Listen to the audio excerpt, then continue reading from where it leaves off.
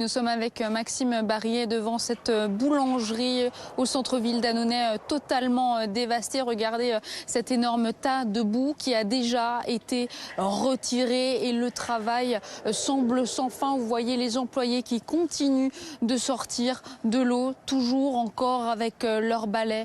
Ce matin, voici tout ce qu'il reste de cette boulangerie. Aujourd'hui, c'est 2 présentoirs et ces canettes, cette préparation pour pizza, c'est tout ce qu'il leur reste et on voulait continuer à vous montrer d'autres images. Il faut savoir que ces propriétaires sont sous le choc.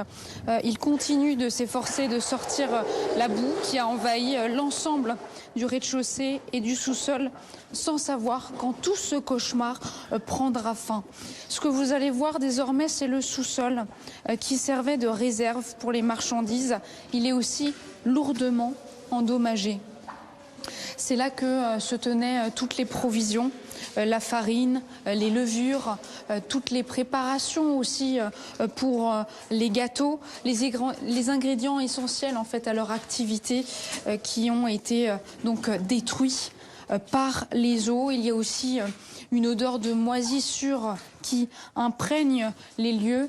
Et c'est vrai que face à cette scène apocalyptique aujourd'hui, les propriétaires, eux, sont totalement désemparés. Ils vont évaluer les dégâts, contacter aussi leur assureur pour entamer les démarches et les compensations. Mais vous pensez bien que la boulangerie est encore loin de pouvoir ouvrir. La boue s'est infiltrée partout, endommageant tous ces équipements, toutes ces marchandises que vous voyez là, tout ce stock.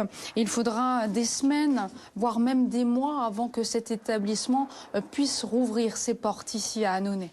Noémie Vira à Annonay, image spectaculaire. L'heure est donc au nettoyage, mais pour de nombreux habitants et commerçants sinistrés, c'est le dilemme trop souvent touché par les inondations. Certains hésitent désormais à faire jouer leur assurance. Reportage Marion Bercher et Donovan Dezon. Après les décrues, l'heure est au nettoyage avec l'aide des pompiers. Oui, ça se finit et puis c'est super cool le climat. Un coup dur pour Aurélien, c'est la 4e fois depuis le début de l'année que son établissement est touché par une crue. La terrasse et la salle de son restaurant ont été inondées. Pour ce sinistre, il pourrait être dédommagé par son assurance, mais il préfère renoncer. On est tous obligés d'être assurés, ça c'est la loi. Le seul souci, c'est qu'on ne fait pas de déclaration auprès de nos compagnies. Sinon, une par une, elles nous mettent dehors pour sinistralité, quoi. À quelques centaines de mètres, cet autre restaurateur, installé lui aussi au bord de l'eau, est désabusé.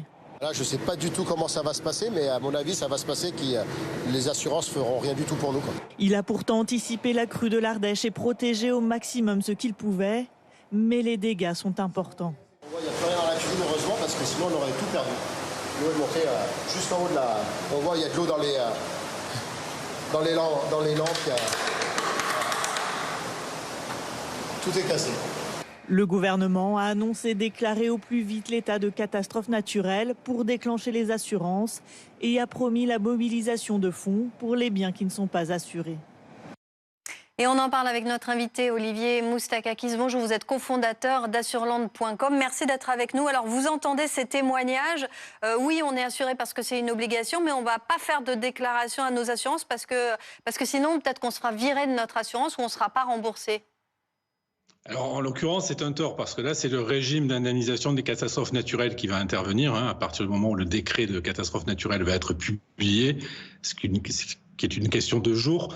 Donc c'est un régime qui est alimenté par une surprime que nous payons tous sur nos contrats, que nous soyons exposés ou pas au risque. C'est une surprime d'ailleurs qui va passer à 20% sur les contrats d'assurance habitation. C'est le gouvernement qui l'a décidé à partir du 1er janvier 2025. Et c'est ce fonds qui va être mobilisé.